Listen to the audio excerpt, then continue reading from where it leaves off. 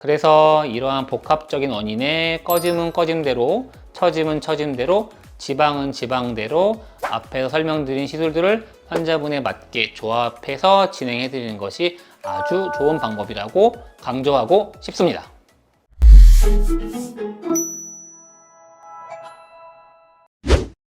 안녕하세요. CR답 이병민 원장입니다. 지난번 영상에서 마기꾼 탈출을 위한 이중턱 제거 시술 방법에 대해서 여러 가지를 소개해 드렸는데요. 오늘은 마기꾼 탈출 2탄으로서 팔자주름 제거 시술에 대해서 이야기해 보겠습니다.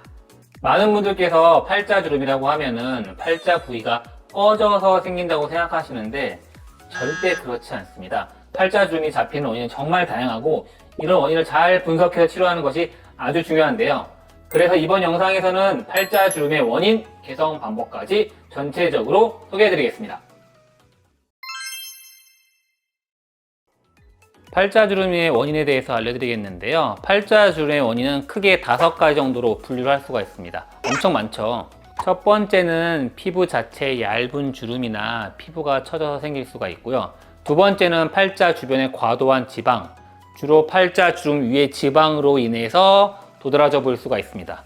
세 번째는 근육의 긴장이나 수축이 원인이 될 수가 있고, 네 번째는 팔자주름 안쪽에 뼈가 깊게 파여서 생길 수가 있습니다. 마지막 5번째는 위의 4가지 요인 중에서 2가지 이상이 같이 나타난 혼합형인데요.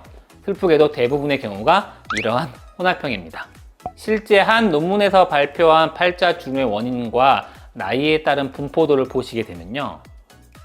팔자주름이 있는 환자 중에서 20대에서 35세 사이의 경우에는 복합적인 원인이 30%가량, 나머지 70%는 한 가지 원인으로 발생했기 때문에 이 한 가지만 찾아서 해결해 주면 되는데요. 그 이상의 나이 35세에서 50세 구간에서는 복합적 원인이 무려 70%, 50세 이상에서는 복합적 원인이 90% 이상이 되겠습니다. 즉 30대 중반이 넘어가면 팔자주름은 단순하게 한 가지 원인이 아니라 2가지 이상의 복합적인 원인에 의해서 발생한다는 것이죠.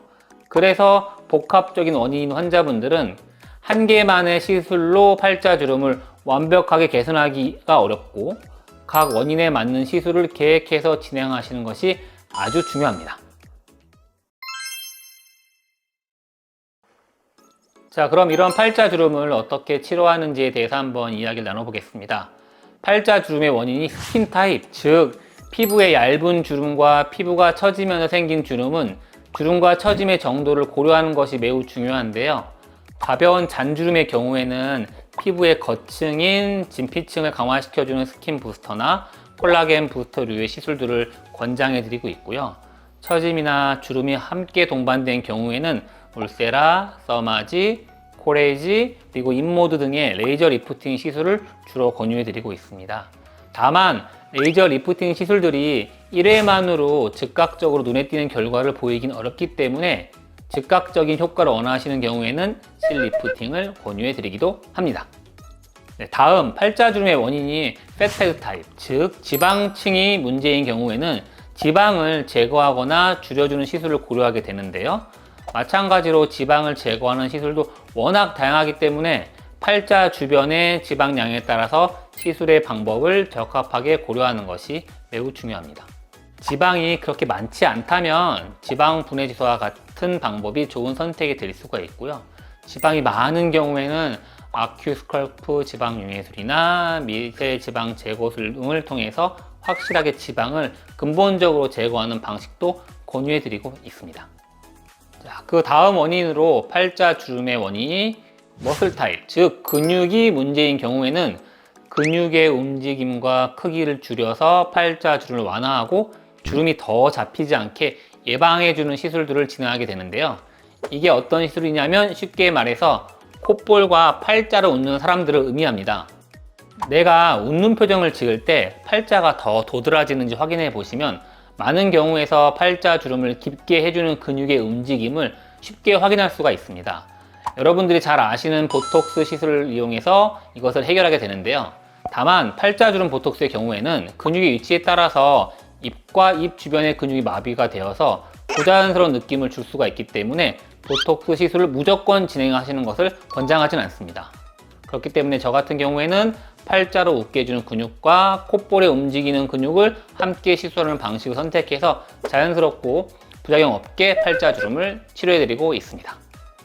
자, 이번 경우에는 팔자주름이 뼈의 함몰로 발생하는 경우인데요. 이런 경우에는 꺼짐이 발생하게 되고 팔자주름 부위의 피부를 지탱해 줄 수 있는 뼈가 함몰되면서 팔자 부분이 움푹 패이는 현상이 발생하게 됩니다. 의학적으로는 콧볼 옆에 삼각형 모양으로 깊게 꺼진 부분, 환자분들께서는 주로 병원에서 삼각존이라고 표현하시는데요. 이 부분을 리스토어 스페이스라고 해서 뼈의 함몰이 깊은 공간이 있습니다. 바로 이 부분이 우리가 수술적으로는 귀족술 부용물이 들어가는 공간과 일치하는 곳이고, 이곳에 히알루론산 필러나 이동이 덜하도록 엘란스와 같은 콜라겐 필러를 주입하는 공간이 되겠습니다. 이런 경우에는 여러분들이 잘 아시는 필러를 통해서 꺼짐이 좋아지긴 하는데, 꺼짐의 정도에 따라서 히알루론산 필러나 엘란스의 스컬트라, 미세주름 필러 등 다양한 방법을 통해서 팔자주름을 완화시킬 수가 있게 되겠고요. 특히 많은 분들이 해당되시는데, 웃을 때, 움직일 때 심해지는 팔자를 갖고 계신 분들은 히알루론산 필러로 다 교정하는 것보다는 움직임에서 좀 자연스럽게 할 수 있는 스컬트라나 엘란세 같은 시술들을 병합해서 필러의 퍼짐이나 이동을 예방하시는 것도 매우 중요합니다.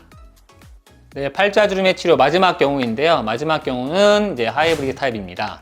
즉, 복합적인 원인으로 발생하는 팔자주름이고, 설명드린 것처럼 30대 중반 이후의 경우에는 70% 이상이 바로 이러한 경우에 속한다고 말씀드렸죠. 이렇게 복합적으로 발생하는 팔자주름은 한 가지 시술만으로는 개선하기가 어렵고, 환자분의 상태에 맞는 시술을 잘 계획하는 것이 중요합니다.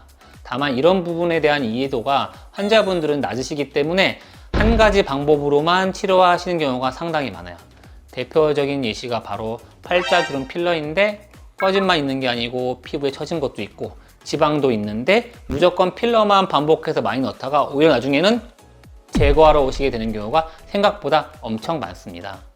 그래서 이러한 복합적인 원인에 꺼짐은 꺼짐대로, 처짐은 처짐대로, 지방은 지방대로 앞에서 설명드린 시술들을 환자분에 맞게 조합해서 진행해 드리는 것이 아주 좋은 방법이라고 강조하고 싶습니다.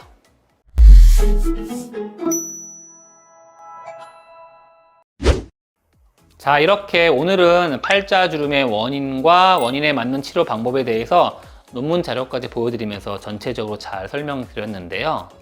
보신 바와 같이 팔자주름 제거 시술은 종류가 정말 많고 원인에 따라서 치료 방법도 달라지기 때문에 고민이 많이 되실 것 같아요. 다만 시술 방법을 정하기 위해서는 원인 분석이 우선적으로 필요하기 때문에 환자분 스스로가 미리 시술을 정하지 마시고 숙련된 의료진과 자신에게 맞는 시술을 충분히 상담받고 받으시길 권장해 드리겠습니다. 지금까지 CR닥 이명빈 원장이었습니다. 감사합니다.